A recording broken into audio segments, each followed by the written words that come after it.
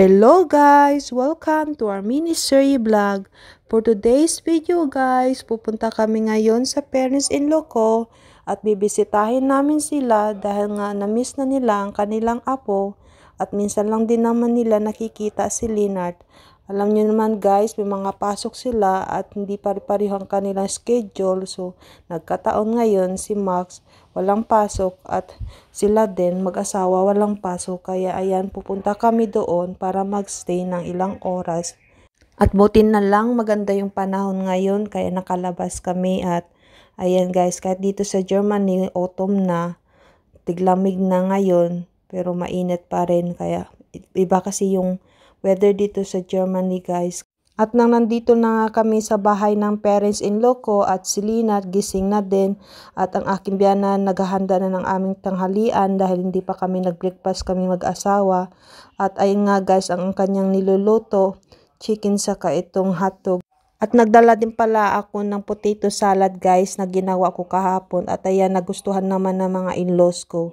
At tingnan nyo naman guys, ang aking mag-amat, nakakatuwa tingnan. Paano ba naman itong si Leonard? Natatawa siya dahil nga pinakausap lang siya ng papa niya at si papa niya naluluhan na sa kakatawa. Mama dapat betul. Betul.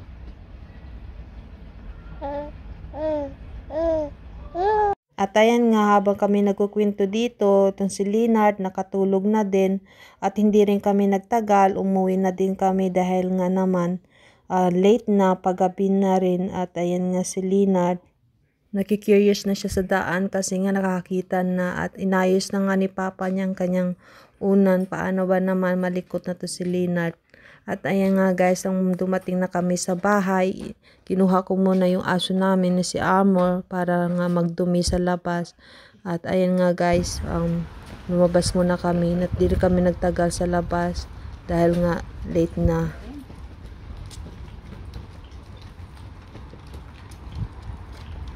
Love, was ist das? This? Alcohol-free beer. Radler. Radler. Yeah. It's alcohol free. It's nothing alcohol inside. Yeah, it's nothing alcohol. Aber it's yummy. It's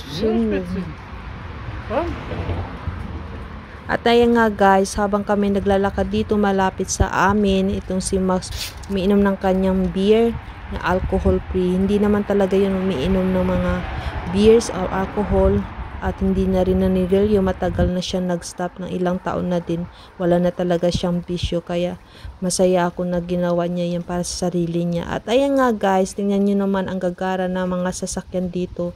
Dito lang yan malapit sa amin, diba? Ang gaganda. So ayun nga guys, habang kami naglalakad dito at si Lena tulog na din at hindi rin kami nagtagal sa labas dahil late na din at umuwi din kami agad. Kaya hanggang dito na lang guys ang aking video. Thank you for watching. I hope you guys enjoy and please follow and share. And God bless you all. Thank you. Bye.